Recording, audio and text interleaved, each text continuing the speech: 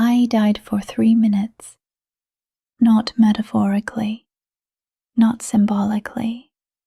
My heart stopped. My brain flatlined. And what I saw during those 3 minutes completely shattered the way I look at life, death, and everything in between.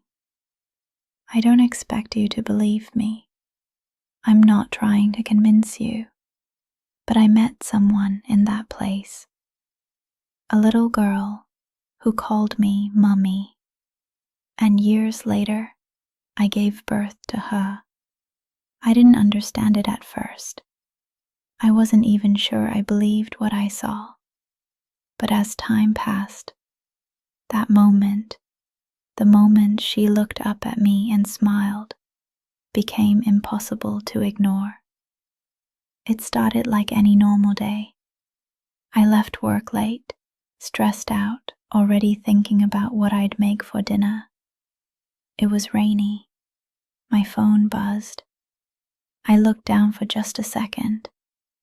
That's when everything changed.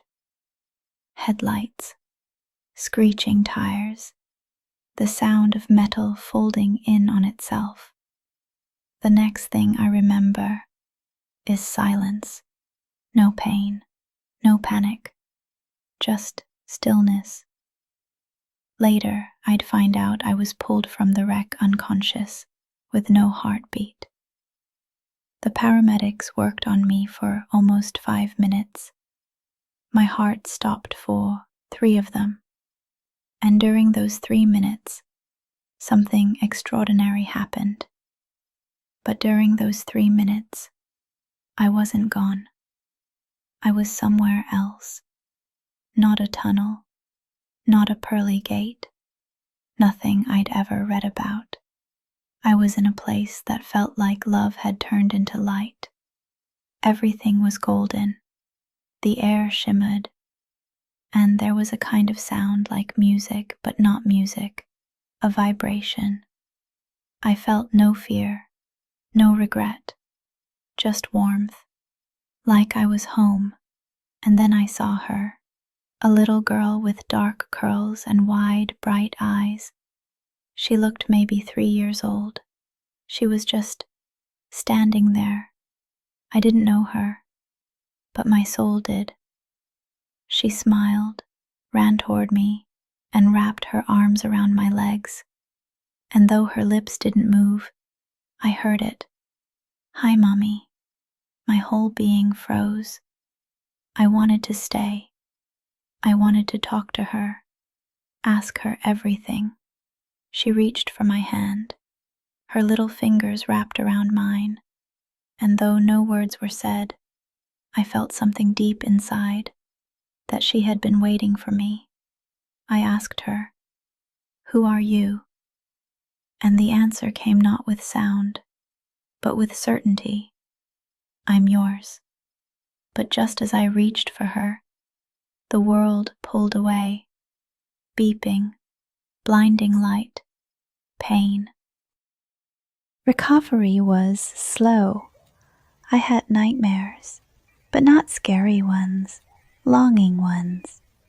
I would wake up crying, reaching for a child who didn't exist. I began drawing her, the curls, the cheeks, the way she tilted her head. I kept those sketches hidden in a journal I never showed anyone. I started reading about near-death experiences. I found stories, some eerily similar to mine. Others described meeting future loved ones, even unborn children. It gave me hope, but also more questions.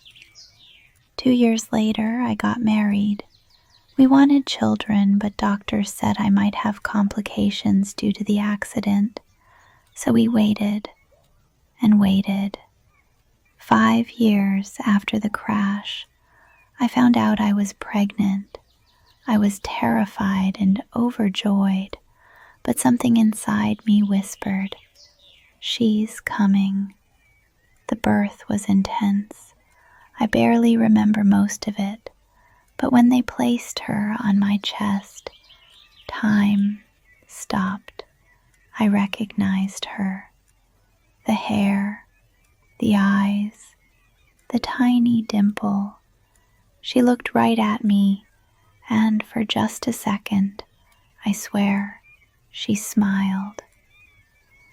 My husband didn't understand why I was crying so hard, but I knew she was the same little girl from that golden place. She was real. She was here. As she grew older, she would say things that caught me off guard. Once, when she was 3, she said, "Remember when I saw you in the light?" I asked her what she meant. She just smiled. She was always intuitive. She seemed to know when I was sad before I said a word. She would sit by me quietly, just holding my hand. And one night while tucking her in, she whispered, "I missed you when you left." I froze. "How did you know I left?" I asked. She looked at me, puzzled. "When the lights were all gold, you said goodbye."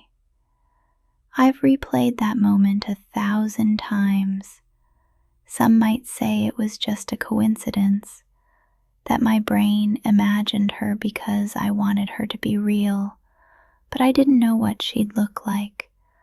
I didn't even know I'd be able to have a child, and yet I saw her before she ever existed. I believe that souls meet in ways we can't fully understand, that love isn't limited to space or time, that maybe, just maybe, our children choose us, and sometimes, when the soul is ready, it finds a way to come through. Maybe you've experienced something like this too. A dream, a voice, a memory that doesn't belong to this life. If so, you're not alone. Share your story in the comments. I read every one. And if you'd like to hear more spiritual experiences and soul journeys, subscribe. Your next story might already be waiting for you.